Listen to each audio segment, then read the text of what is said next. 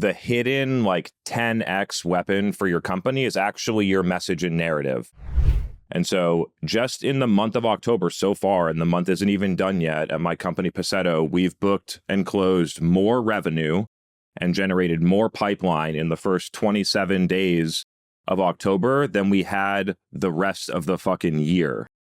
The entire year of 2024, that's 9 months, and we did more in 26 days of October than we had in the first 9 months of the year in terms of revenue and pipeline. My content mix and distribution has not changed at all. I produce the same amount of podcasts every week. I put them on LinkedIn. They go on other channels. The content and distribution mix and volume has not changed at all. The only thing that's changed is what I'm saying. And when you're able to nail that, that becomes the thing that gives you this big growth from 0 to 10. And I believe maybe the impact is less dramatic and fast, but you could have almost the exact same reinvention at 100 million ARR by really nailing it. And so that's been a huge learning for me. That is pure data and almost an unarguable conclusion around the fact that what you say is actually the most important thing inside of the content. I want to talk through a little bit of the process around how you get to this, because the first time I did it at my company, Refine Labs, it took me around 18 months to get to this like dialed in, say something, it resonates with the market, they feel the problem, they take action. And then at this time, my new company, Passetto, it's taken me about 8 months. And a couple of the key insights that I've learned, because I can talk through the tactical process, but let's talk about the key learnings that people should take away that are non-obvious. The first one is who you get your feedback from drives your company strategy. And there are a lot of companies that get their strategic feedback from customers from the wrong customers. And then that drives how they build their product, what go-to-market motions they run, how they invest in marketing. It drives how they message around the problem and the level of stakeholders inside of the company that the company solves for. And all that stuff gets driven. And if it's driven by the wrong person, then you end up building the wrong company. You're not going to know that overnight. I went into this game at Passetto thinking that the CMO is going to be our target customer.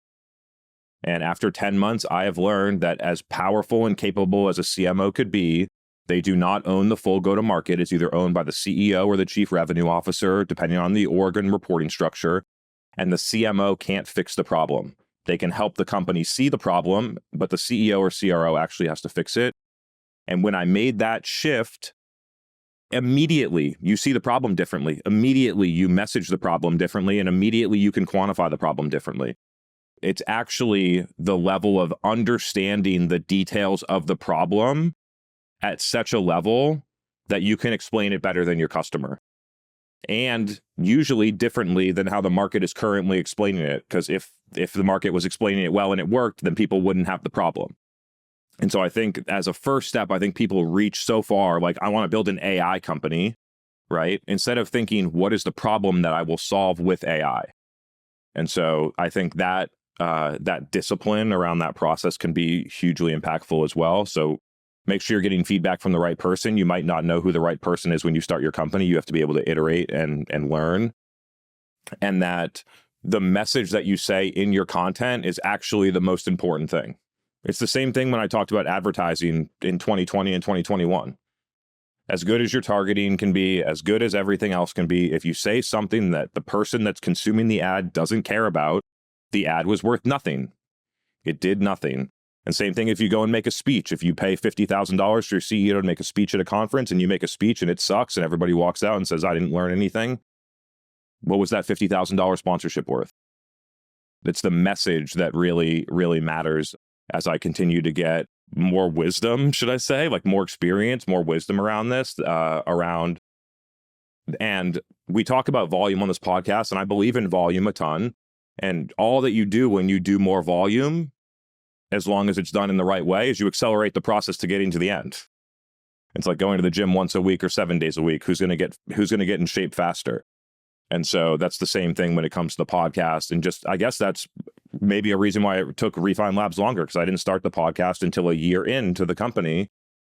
And then we really started to have the traction about a year later, a year into the podcast. And I didn't do as much volume or other things. So that could actually, just increasing the cycles is a massive way to get the insights faster and get to the end. It's never an end, it's an ongoing road. And sometimes I don't like giving advice on this topic because it's so art. This is an artistic skill. People that are able to do it really well, it's like painting $1 million painting, or even more than that. The value of it can be so good when it's created the right way. And so sometimes I don't like giving advice on things that really, really are more art than science, but I can talk through the things that I've learned and the things that I've gone through so far. Okay, so from May forward, if you look at our NRR and customer success ratings, the companies that start with the project with the CEO are off the chart. They expand fast with us. The whole company's happier and they're generally more successful and get better results. And when it comes to the CMO, we get pushed down to a VP or director and the project gets stalled because marketing can't fix the problem.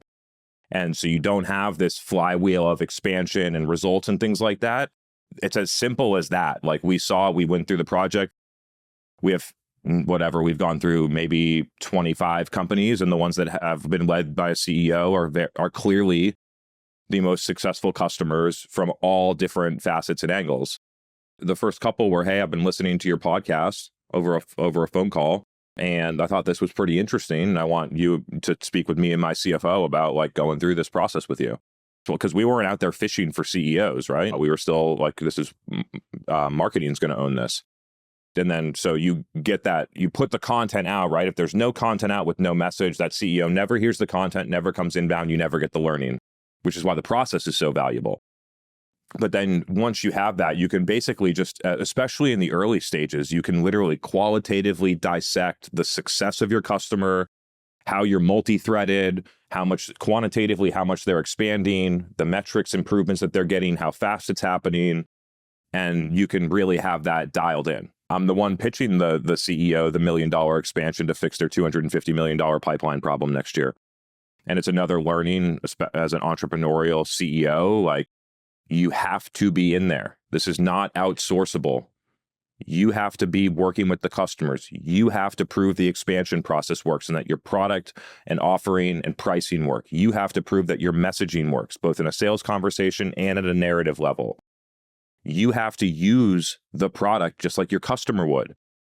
And I think that that level of care and attention to detail, like I'm not an attention to detail person, but when it comes to the way that I do it, like I said, is more like art. So I am very attentive to the details, but how I get there doesn't feel very scientific to people. You can see the team when they work on this set of the 50% of customers that get led by a CEO, and then my exact same team, including myself, working with the other companies where it's typically led by marketing. It's not a hate on marketing. It's just the reality of our business right now, that it's just way more fun, way more engaging, way more growth. Your ideas actually go into practice when we work with those customers, and the other ones, it's a slog for the most part. And so it's another interesting variable of as a signal that isn't business related necessarily. It's just who are the customers that you like to work with. The thing that I've learned is change your narrative, not your product marketing. Don't change what your website says unless it's detrimental, but usually it's not. It's just like not 100% fully clear. Change your narrative first, let it push through, run the sales conversations, let the customer communicate their problem. You present the solution, you prove that it works, then you start to make improvements in the product marketing and the website. I think it's a crazy hack. You have a super risk-free way to test messaging. And so there are other tools that you can use for messaging tests, which I support as well. But this is just a crazy, I just think it's a crazy advantage. Like a perfect storm, okay? So on one side, we have these customers that started with us in July, but now have been through the cycle of 2 or 3 months with us, have seen what we can do. We have a plan to make the impact. We have the trust with the leadership team.